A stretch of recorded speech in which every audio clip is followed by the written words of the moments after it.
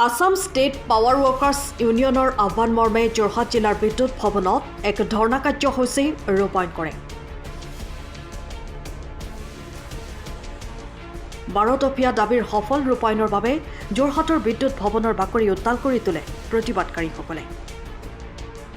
বিদ্যুৎ পৰিস্থিতি উন্নতিৰ কাৰণে ৰাজহুৱা খণ্ডৰ উৎপাদন কোম্পানী শক্তিশালী আৰু সম্প্ৰসাৰণ কৰাৰ জৰিয়তে ৰাজ্যখনৰ বিদ্যুৎ উৎপাদন সংবহন আৰু বিতৰণৰ ক্ষেত্ৰত নিৰ্ভৰশীল কৰা তিনিওটা কোম্পানীৰ কৰ্মচাৰীসকলক সময়মতে পদোন্নতি আদায় দিয়া নগদবিহীন চিকিৎসা প্ৰদান কৰা ITI প্ৰশিক্ষণপ্ৰাপ্ত কৰ্মচাৰীসকলক অসম চৰকাৰৰ অধীনস্থ কৰ্মচাৰীসকলৰ দৰে দৰমহা গাঁথনি প্ৰৱৰ্তন কৰা NPSৰ পৰৱৰ্তী পুৰণি পেঞ্চন নীতি বাহাল ৰখা অস্থায়ী কৰ্মচাৰীসকলৰ চাকৰি নিয়মীয়া কৰাৰ দাবীত আসাম ষ্টেট পাৱাৰ ৱৰ্কাৰ্ছ ইউনিয়নে ধৰ্ণা কাৰ্যসূচী ৰূপায়ণ কৰে।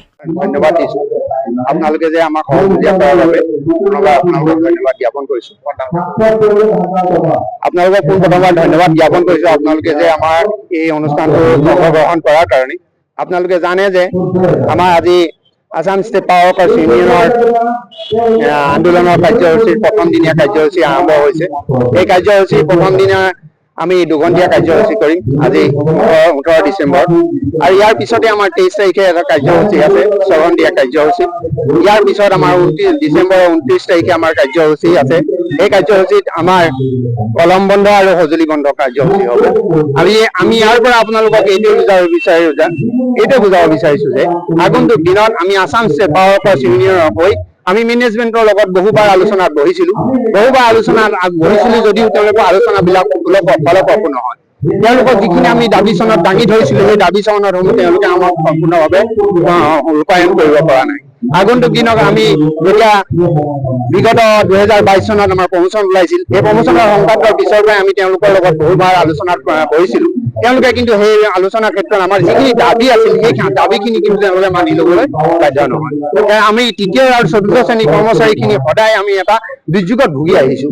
আমি এই মাতৃ উদ্যোগটো আমাৰ দ্বাৰাই বচাবলৈ আমি চেষ্টা কৰোঁ। কাৰণ কিয়নো আপোনালোকে জানে যে এই উদ্যোগটো আমাৰ নিজৰ মাতৃ উদ্যোগ আৰু এই উদ্যোগটো আমাৰ কি হৈছে আমাৰ গ্ৰাহকৰ লগত যোগাযোগ থকা উদ্যোগ আৰু গ্ৰাহকৰ পৰাই আমি ৰাজহ সংগ্ৰহ কৰি আমাৰ এই উদ্যোগটো চলি আহিছে। তেনেকুৱা ক্ষেত্ৰত আমাৰ আসাম ষ্টেট পাৱাৰ ৱৰ্কাৰ্ছে আজি যি কাৰ্যসূচী লৈছে সেই কাৰ্যসূচীৰ পৰা আমি ল'বলৈ কেতিয়াও আমি বাধ্য নহয়। আমাক বাধ্য কৰাইছে আমাক মেনেজমেণ্টে। আমি এটা গণতান্ত্ৰিকভাৱে আন্দোলনৰ কাৰ্যসূচী আজি আপোনালোকক আমি দাঙি ধৰিছোঁ আৰু ইয়াৰ বাবে আমাৰ যিসকল গ্ৰাহক বা যিসকল আমাৰ কনজুমাৰ আছে তেখেতসকলৰ যি অলপ অসুবিধা হৈছে প্ৰথম তেওঁলোকক আমি আসাম ষ্টেট পাৱাৰ ৱৰ্কাৰ্ছ ইউনিয়নৰ তৰফৰ পৰা আমি মাফি বিচাৰিছোঁ।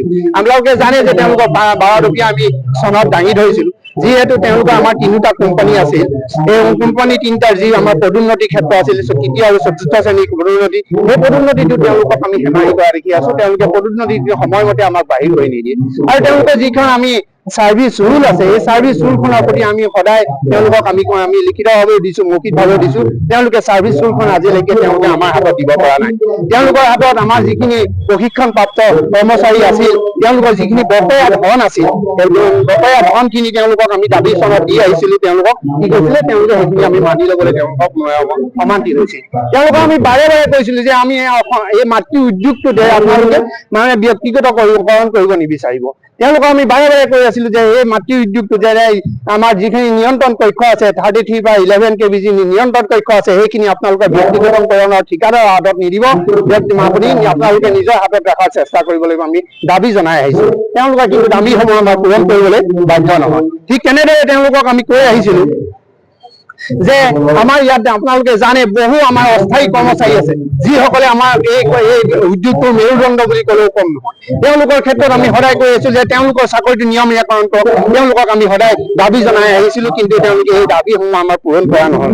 কাৰিকৰী ITI প্ৰশিক্ষণপ্ৰাপ্ত আহিছে যিখিনি ITI প্ৰশিক্ষণপ্ৰাপ্ত আছে সেই প্ৰশিক্ষণপ্ৰাপ্ত অসমৰ অন্যান্য বিভাগত কি কৰিছে সেইখিনিত কি কৰিছে সুকীয়া দৰমহা এটা গাঁথনি আছে কিন্তু আমাৰ এই বিভাগটোত তেনেকুৱা ITIৰ ক্ষেত্ৰত কোনো সুকীয়া দৰমহা গাঁথনি আমি দেখা দেখা নাই তেওঁলোকক আমি কৈ আহিছো যে আমাৰ মানুহ কুষ্ঠৰ ওপৰত লাগি তলত মূৰ ছিগি পৰি যায় তেওঁলোকক কিন্তু সদায় কৈ আহিছিলো যে তেওঁলোকে আমাক নগদবিহীন স্বাস্থ্য প্ৰদান কৰক তেওঁলোকে কিন্তু কাণ সাৰ কৰা নাছিল তেওঁলোকে আমাক স্বাস্থ্য ব্যৱস্থা কৰি দিয়া নাছিল আমাৰ মানুহ কি হৈছে হস্পিটেলত এক্সিডেণ্ট হৈ পেলাই মাটি বন্ধকত দি পেলাই ঘৰলৈ আহিবলগীয়া অৱস্থাত পৰে তেওঁলোকে কিন্তু তেনেকুৱা ক্ষেত্ৰত তেওঁলোকে কিন্তু আমাক স্বাস্থ্য প্ৰদান কৰা আজি পদক্ষেপ দেখিব পোৱা নগ'ল তেওঁলোকক আমি কৈ আহিছিল যে বন্ধ দিনত আমি বহু মানুহৰ আমাৰ কৰ্মচাৰী তেওঁলোকে নিয়োজিত কৰে আমাৰ মানুহে বিভাগটোৰ ভৱিষ্যতৰ কাৰণে চিন্তা কৰি বন্ধ দিনত তেওঁলোকে কাম কৰে তেওঁলোকক কৈ আহিছিল যে তেওঁলোকে যি আমাক সামান্য বেতন দিয়ে সামান্য বেতনৰ আমি সন্তুষ্ট নাছিলো তেওঁলোকক কৈছিলো যে আমাৰ যিটো প্ৰাপ্য বেতন তেওঁলোকে প্ৰাপ্য এই বেতন দিয়া তেওঁলোকক কি কৈছে আমি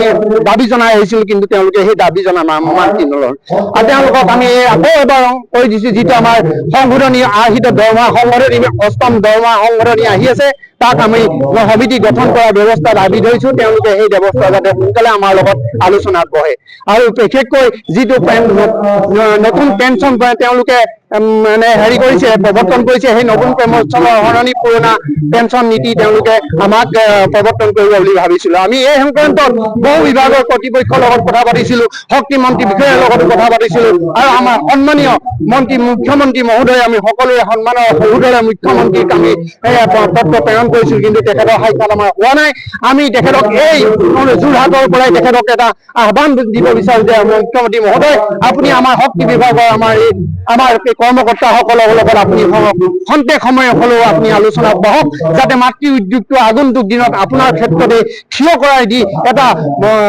ভাল উদ্যোগ হিচাপে গঢ়ি তোলাৰ চেষ্টা কৰক আৰু আপুনি কৰ্মচাৰীসকলৰ দুখ ব্যৱস্থা আপোনালোকে বুজি পাব বুলি আমি আশা কৰিলো আৰু ইয়াৰ আমাৰ আসাম ষ্টেট পাৱাৰ কৰ্পোৰেচন ইউনিয়নৰ পৰা আপোনালোকক সকলোকে ধন্যবাদ আৰু শুভেচ্ছা জ্ঞাপন সময়ৰ খবৰ সময়ত পাবলৈ ফ'ল' কৰক টাইম অফ আছাম।